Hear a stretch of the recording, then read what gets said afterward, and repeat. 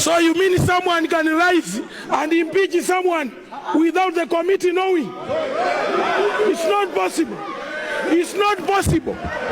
It's not possible. Public TV muzibanga izizi kabangeni ku committee.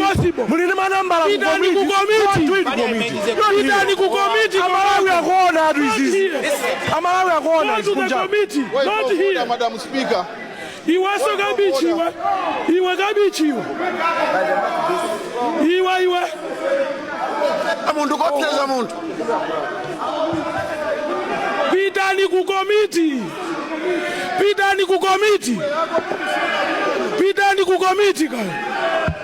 Go to the committee. Musowa, Velengaso must standing orders. Go to the committee. Go to the committee. You have numbers. Impeach him there.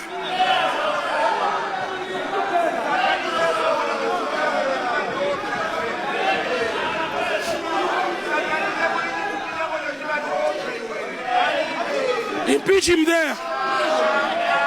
God, you also shut up. Kutijani we. Kutijani we. Iwe ondani we. Iwe ondani we. Where Danny way? Apollo wachabe chabe chani we.